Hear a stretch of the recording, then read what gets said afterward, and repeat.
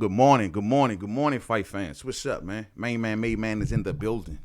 Y'all know how I get down. We talking boxing, going down on Wednesdays and Saturdays here on Main Man, Made Man's Boxing. Hold on 1 second, fight fans.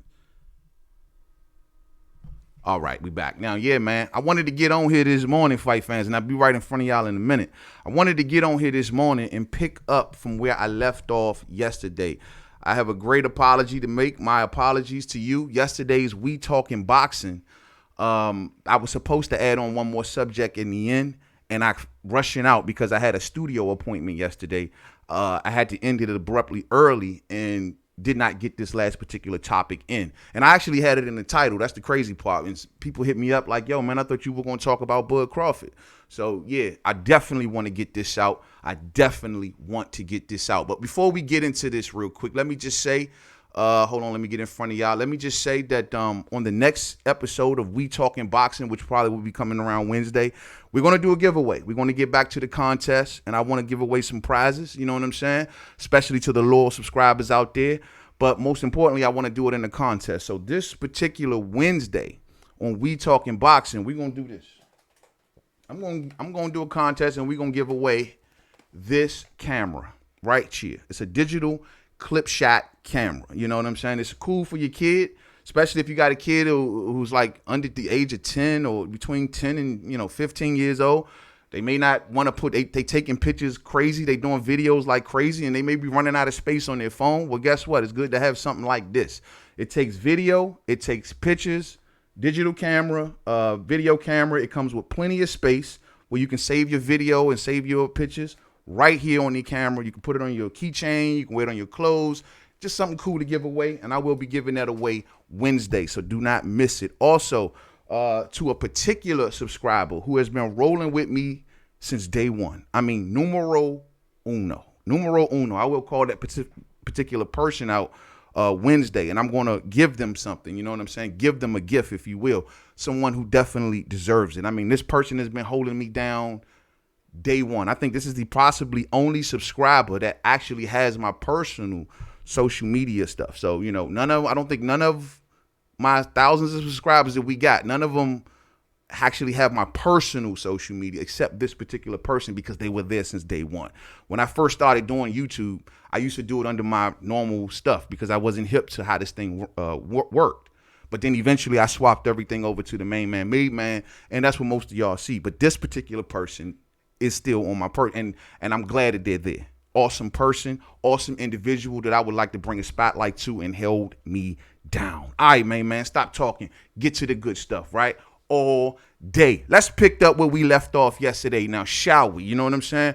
The story that I forgot to mention yesterday, to my apologies to everybody, you know what I mean, is this one. And that is about Terence Bud Crawford. You know what I mean? My main man, Bud, the #1 pound for pound fighter in boxing. Well, it turns out that Red Spikes, the assistant coach of Terence Bud Crawford, has came out in a recent interview, and he gave out a lot of good quotes. And he's been telling everybody that basically, in a nutshell, we've been watching Errol Spence Jr. Oh, yeah, I've been doing my homework. I've been watching everything about this dude, and he came out with some things to say. So let's look into what Red Spikes is saying. You'll see the quotes floating around up here as I'm reading them, man. So according to Red Spikes, and I'll just read it in no particular order, he's saying about his fighter, Terence Crawford, about Errol Spence, and I quote, he's talking about the size of Errol Spence now. His size. I mean, Terence is strong himself, but Errol is a big guy. And having that guy try to press you on for 12 rounds, you know what I mean? Of course he's got speed. And he's got a good jab. But I think that his size and strength might be the #1 issue. Maybe. But Terence is strong. Terence is sneaky strong. So we'll see. It's just getting in there and figuring it out. End quote. There it is right there. So the one thing that I took away from that is the fact of the matter is they realized what they will be up against. And that is a big-ass fighter that can fight, that has speed, that has length, that has a good jab. Errol Spence Jr. like to throw a double jab upstairs and then starts to go downstairs. That's his MO. And sometimes he starts downstairs and bring it back up. For the most part, it's always that double jab, and then here come that left hand downstairs.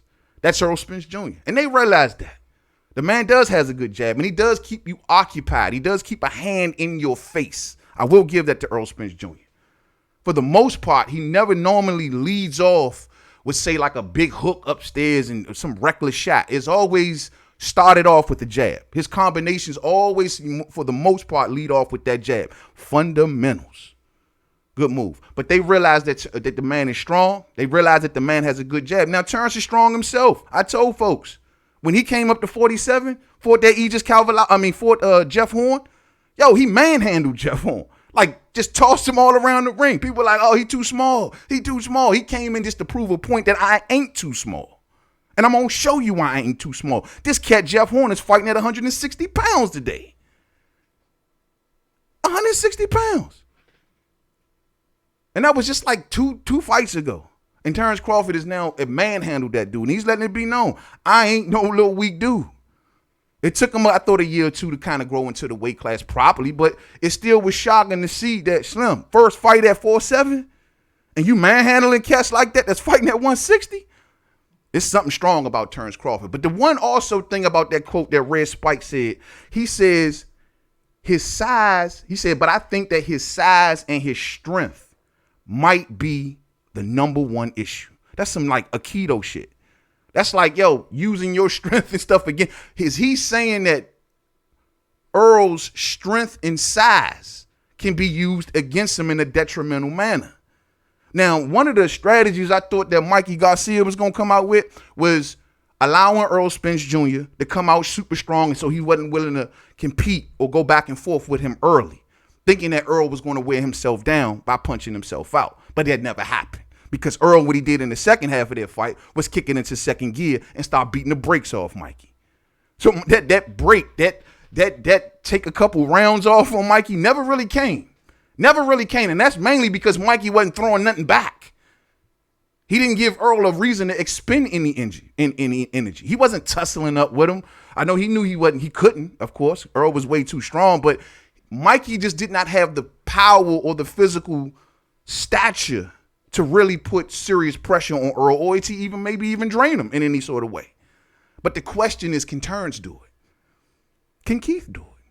But we talking Terence. Can Terence do it? Can Terence weather an early storm against Errol Spence Jr. and be strong enough to wrestle and tussle with him early and weigh him down a bit and then try to get and take advantage? Be defensive early. Is that something that Red Spikes is talking about when he says that the size and strength can be the number one issue? Using his size and strength against him. That's a dangerous strategy, though, and it's a hell of a gamble. But they see something. Let's get to the next quote.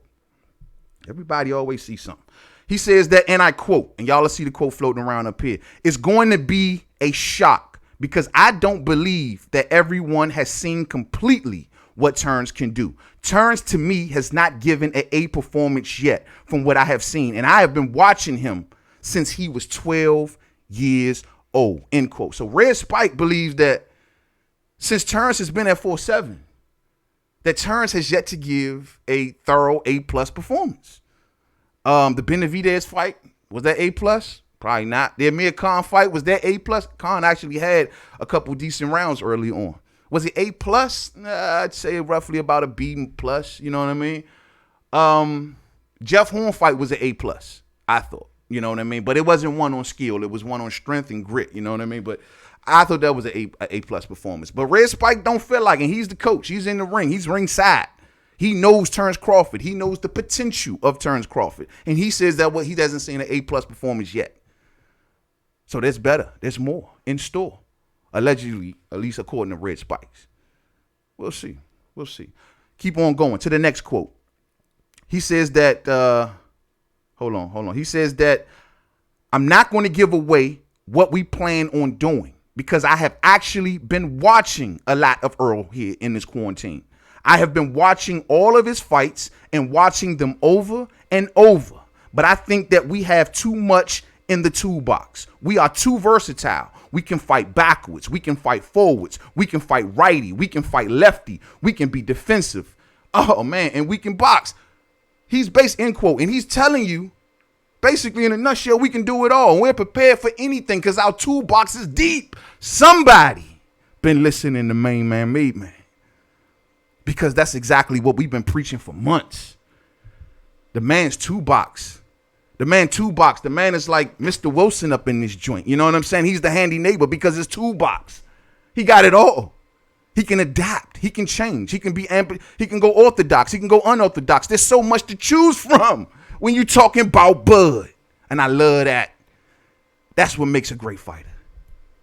The ability to adjust, the ability to change up things. This ain't working, so I'll do this. The ability to think inside the ring. That's crucial. That's crucial when it ain't working. I got to figure it out. I believe that Bud is one of those fighters that can do that, champion. You hear me, though? And that's what makes him so impressive. I've been saying this since 2015. And so this is the reason why we all really want to see, because to the untrained eye and the untrained ear, you look at the size difference of the two fighters. You look at how the two fighters are actually getting their wins, even though Bud got plenty of stoppages at 47. A lot of these cats ain't stopping nobody. But either way, you look at the way Errol is beating down his opponents, the way he beat down Lil Mike, the way he beat down Lamont, the way he beat down Kell Brook.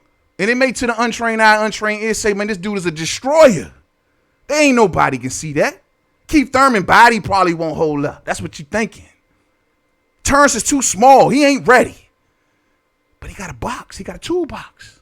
What about the toolbox? I always tell cats when I play them in Madden, and if you want work, Made Man 511, comment because I want smoke. But even when I play cats in Madden, they be like, oh yeah, man, I'm picking the greatest team in the world. I'll be like, nah, I'm going to get my same squad. We not that good, but we all right. It ain't about the team. It's about the book. It's about the playbook. Because I got plays for days. I'll have you all in the mixing bowl. You fucking with me on Madden, you'll be in the Twilight Zone champion. But that's what it's about, because it's the book. It ain't so much of I don't have the most talented players in the world. But my playbook, the brain that I use to put this book together, well, that's what's going to get me to win. And that's what Bud is. He may not look like the bigger fighter. He may not look like it. He may not be destroying people as much. But he got so much to choose from. He has so many options in his box to say, I can do this and do that and do that. And that, fight fans, is very impressive. That's what makes Bud such a good fighter. That's what makes Bud the #1 pound-for-pound fighter in boxing all day. So we'll keep our eye on that, man. Salute the Red Spikes. Check that interview out when y'all can, man. Yo, they doing their homework. They're watching. They're looking. And that's good. I'm happy to see that. So it's good to know that they're doing their homework. Eventually, this showdown has to happen. Between Errol and Keith and Errol and Terence, the showdown eventually has to happen. Errol is the #1 guy at welterweight. Make no mistake. Make that be no mistake. Make that be known. That Main Man Made Man's position is that Errol is the #1 welterweight, which makes him a target for the #1 pound-for-pound fighter in boxing. And I know that may sound crazy. But anyway, we're moving on to the next subject. Another one that I left off yesterday that I wanted to get to, and I want to speak on this before I shut it down, and that is Gervonta Tank Davis. And that's a dude that we've been talking a lot about, Tank. You know what I'm saying? Lately, because of the whole Devin Haney and Floyd Mayweather stuff.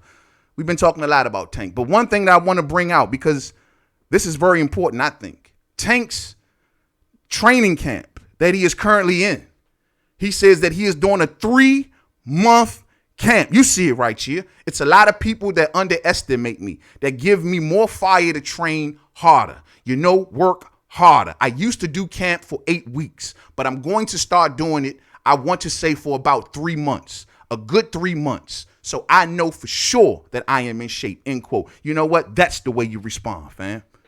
Now that's the way you respond. You don't respond with the dumb, goofy shit. That's just for the shits and giggles.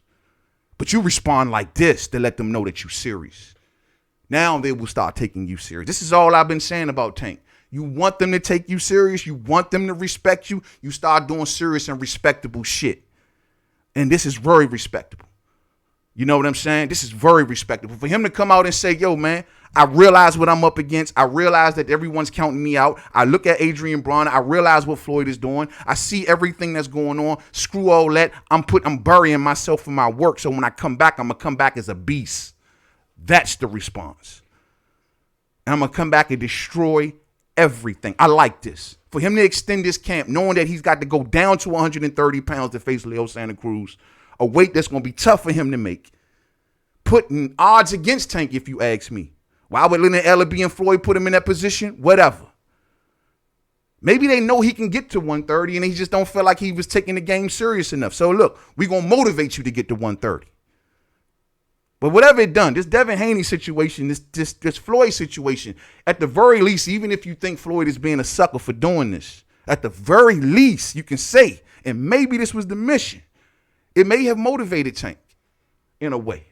I'll keep my eye on it. We'll see if this type talk continues.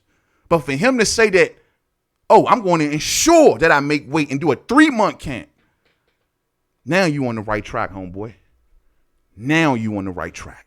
Keep up the good work and hoping he makes weight. If Tank makes weight comfortably at 130, him and Leo Santa Cruz, we ain't never even broke this down because I've been so pissed off at Leo Santa Cruz because of the Gary Russell position.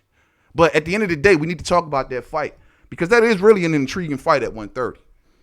Am I expecting Tank to win all day? And I'll break it down. But it's still going to be a good fight. Leo Santa Cruz coming in throwing a zillion punches. Javante Tank Davis had to be in very, very good shape to deal with the Leo Santa Cruz. Because Leo Santa Cruz is going to come to want to throw 100 punches around. Tank is going to have to figure it out. He ain't going to be able to fight, output versus output with this guy because you the one cutting the weight. So it's going to be about timing and power, I believe, with Tank against Leo Santa Cruz. As for Leo Santa Cruz, it may come down to volume. That's always been his MO. He's never really stirred away from volume, except maybe in that second Carl Frampton fight. But, yeah, I think that it's going to be an intriguing fight, and we'll break that down on an upcoming show, man. But all day, man, all day. But Crawford fan says Tank stops Leo in 8. So you think all that volume punching is going to leave him open for a lot of body shots. And he's long, and he got length. Tank make it to the inside. All that volume punching. But Leo can fight well on the inside, too. I got to give him credit for that. I just think that Tank is the stronger fighter, and I think he'll do the most damage on the inside. The same way that I said about Devin Haney and Tank. Same thing. I think Tank's was his upper body movement, head movement, makes it to the inside of Leo's jab and do some serious damage. The question is Leo going to try to just go 5 for 5? I'm dying to see. This is going to be an intriguing fight. An interesting matchup of styles, to say the least. You know what I mean? So it's going to be a good thing. So for all of my Tank Nation who I've been giving shit to lately, man, hey, I'm watching the kid. I fucks with the kid heavy. You know what I mean? He DMV. Of course I do. I just want the best for him, and I want him to take this game serious and not become Adrian Bronner. And answers like this, responses like this is what I'm talking about. I love it. Keep on doing it, good man. Keep on going down there. Keep on going down that road, Tank, and stay focused, stay disciplined, and you got this. Because I believe that you're more talented than Leo. Shit, I believe Tank is more talented than Devin. I don't care what none of y'all say. I think he's more talented. The only thing is discipline. If he get that under control, Shawty gonna be a beast. But if he don't and he let it run him, Shawty gonna end up in the dustbin. And that's all day. Much love to you all, man. Y'all enjoy the rest of y'all day, man. Enjoy the rest of y'all Sunday. Beautiful day out here in the DMV. Don't forget Wednesday, man. We're gonna do some giveaways, and I'm gonna give away that one prize to that one loyal subscriber all day. Come fuck with the homie. We be back Wednesday for We Talking Boxing. It's going down. Sorry I didn't throw this on the show yesterday, but we got it out all day. Enjoy the rest of y'all day, and much love to y'all, man. And thumbs up on the way out if you did not hit it on the way in. Peace out.